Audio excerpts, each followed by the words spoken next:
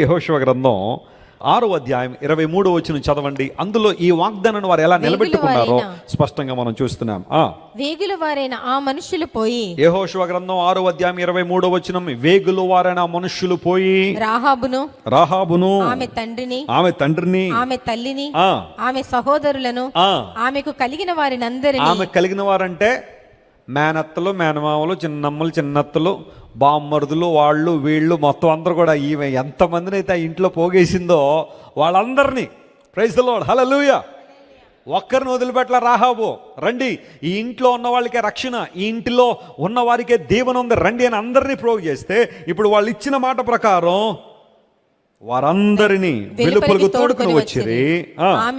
ఆమె ఇంటి వారినందరినీ వారు వెలుపలికి తోడుకొని ఇశ్రాయేలీయుల పాళెము వెలుపట వారిని నివసింపచేసిరి. చూడండి, మీరు ఆ మాటలు జాగ్రత్తగా చదివితే, వేగులు వారు ఇచ్చిన మాట ప్రకారం, వారు ఉపకారం చేస్తానన్న మాట ప్రకారం, ఒక రోజున యెరికో వారికి అప్పగించబడినప్పుడు, వారు కొల్ల సొమ్మునంతా పట్టుకుంటున్నప్పుడు ఈ వేగులు వారికి ఎవరు గుర్తొచ్చారు? రాహాబు గుర్తొచ్చింది. మనం మాట ఇచ్చాం కదా, ఉపకారం చేస్తానని మాట ఇచ్చాం కదా, ఖచ్చితంగా ఆ మాట నిలబెట్టుకోవాలని ఆ ఇంటికి వెళ్ళి రాహాబుకు మేలు చేశారు. గట్టిగా చప్పట్లు కొట్టి దేవుని అనుమయింపరిచారు. What a wonderful people they are. వాళ్ళు యెహోషువకు లోబడ్డం మాత్రమే కాదు, వారు ఇచ్చిన మాట ప్రకారం పొందుకున్న మేలుకు మరలా ఏం చేశారు? వాళ్ళు మేలు చేశారు. వీళ్ళు మనకి లెసన్ నేర్పిస్తున్నారా లేదా? ఇక్కడ అమ్మా పాఠం నేర్పిస్తున్నారా లేదా? ఈ రోజుల్లో సమాజం ఎలా ఉందంటే, మేలు పొందుకున్న వాళ్ళకి ఏం చేస్తున్నారు? ఈ రోజుల్లో కీడు చేసే సమాజం ఈరోజు. పొందుకునే మేలంతా పొందుకుని ఎవరి కోసం చేయరండి అని అడిగేవాళ్ళు లేరా ఈ రోజుల్లో?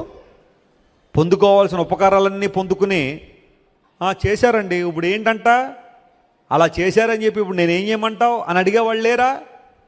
ఉపకారాలు పొందుకుని మళ్ళీ కీళ్ళు చేసేవాళ్ళు లేరా? అందరూ బట్టి ఒక ఆయన అంటాడు, నువ్వు ఎవరికైనా అన్నం పెడతా ఉంటే అప్పుడప్పుడు నీ చేతి వేళ్ళు కూడా చూసుకో అన్నాడు. ఎందుకోసం తెలుసా?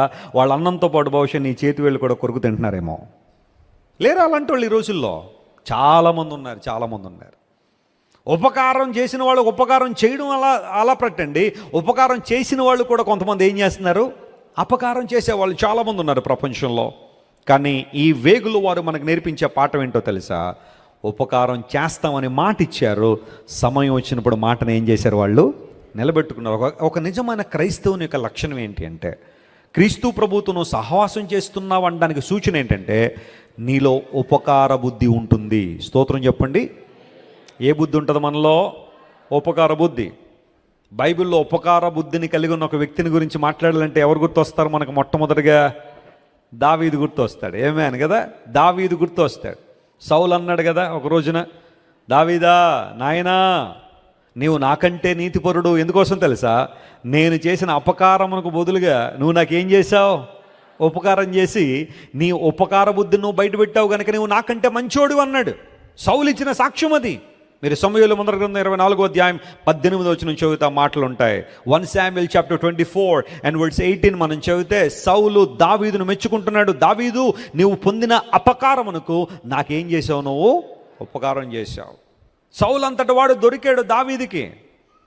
తలకాయ తీసేయాల్సిన వాడు లేదా కంఠాన్ని కొయ్యాల్సిన దావీదు సౌలు యొక్క పై వస్త్రాన్ని కోశాడు, దూరంగా నిలబడ్డాడు. ఇప్పుడు సౌలుకి అర్థమైంది పరిస్థితి అంతా. నేను దావీదుకు చేతిలో వరకు వచ్చి నన్ను చంపకుండా నన్ను వదిలిపెట్టేశాడు. నేను చేసిన అపకారానికి నాకు ఉపకారం చేసిన దావీదు నాకంటే నీతిపరుడు. Praise the lord. అలాంటి సాక్ష్యం మనకుందా? ఒక్క అనుభవం ఉపకారికి ఉపకారం కాదు, అలా పెట్టండి. నీకెవరికైనా అపకారం చేసిన వాళ్ళకి అవకాశం వస్తే ఉపకారం చేసావు ఎప్పుడైనా? ఒక్క అనుభవం నీ జీవితంలో ఉందా? ఉంటే నువ్వు నిజంగా ధన్యుడివే, నువ్వు నిజంగా ధన్యురాలివే. ఎందుకంటే యేసయ్య బోధల్లో ప్రాముఖ్యమైన బోధ ఏంటో తెలుసా? మీ శత్రువుల కోసం మీరు ఏం చేయండి? ప్రార్థన చేయండి. హింసించే వారి కోసం ఏం చేయమన్నాడు ఆయన? ప్రార్థన చేయమన్నాడు. ఇది చెప్పుకోవడం చాలా ఈజీగా కావచ్చేమో, కానీ ప్రాక్టికల్గా ప్రూవ్ చేయడం మాత్రం చాలా కష్టమే. శత్రువును ప్రేమించడం, శత్రువుని పలకరించడమే కష్టం. ఇప్పుడు ప్రేమించడం వరకు వెళ్ళాలంటే ఎంత సహనం కావాలి, ఎంత ఆధ్యాత్మిక ఉన్నతమైన అనుభవాలు కావాలి ఆలోచించండి. అత్తగారు ఏమన్నా కొంచెం కీడు చేస్తే, ఒకసారి లైఫ్లో కీడు చేస్తే ఇంక జీవితాంతం కూడా అత్తగారితో మాట్లాడిన కోడలు లేరంటారా ప్రపంచంలో? ఎందుకమ్మా మీ అత్తగారితో మాట్లాడలేదు? 1978 సంవత్సరంలో ఆమె నాకు కీడు చేసిందండి. వాస్తవమే, ఒకవేళ ఆమె కూడా మనిషే కాబట్టి ఒకవేళ ఏమన్నా కీడు చేసి ఉండొచ్చు, కానీ 78 నుండి కీప్ చేసుకోవాలమ్మా అదంతా హృదయంలో. మా మామగారు నాకు 1983 సంవత్సరంలో కీడు చేశాడు, అందును బట్టి ఎప్పటివరకు మాట్లాడలేదని అని అల్లుళ్ళు లేరంటారు ఆ ప్రపంచంలో. మనకు కలిగిన కీళ్ళు హృదయాల్లో పెట్టేసుకుని, కలిగిన అన్యాయాన్ని హృదయంలో పెట్టుకుని అనేక సందర్భాల్లో ప్రేమకు దూరం అయిపోతున్న జీవితాల్లో దావీదో పాఠం నేర్పిస్తున్నాడు. ఉపకారం చేయడం మీకు ఇష్టమైతే చేయండి. సౌలు కూడా ఉపకారం చేసిన గొప్ప వ్యక్తి దావీదు. ఉపకార బుద్ధి కలిగి ఉన్నాడు. ఈ వేగుల వారు రాహాబుకు మాట ఇచ్చారు. మాట ప్రకారం ఆమెకి ఏం చేశారు? ఉపకారం చేశారు, మేలు చేశారు. మీరు ఇంతవరకు విన్న దైవ సందేశం మరియు దేవుని సేవకులు చేసిన ప్రార్థన మీకు ఆశీర్వాదకరంగా ఉన్నదని విశ్వసించుచున్నాము. ఈ సందేశాన్ని మీ స్నేహితులకు, బంధువులకు షేర్ చేయండి. మీకు ఏదైనా ప్రార్థన అవసరత ఉన్నచో మా ఫోన్ నంబర్లకు కాల్ చేయండి. దేవుడు మిమ్మల్ని ప్రేరేపిస్తే విశ్వాసంతో సాగుచున్న ఈ పరిచర్యను ప్రోత్సహించండి. మరిన్ని వర్తమానాలు, పాటలు వినుటకు జాన్ వెస్లీ మినిస్ట్రీస్ అను మా యూట్యూబ్ ఛానల్ను సబ్స్క్రైబ్ చేసుకునండి. ప్రభువైన యేసుక్రీస్తు కృప మీకు తోడైండును గాక.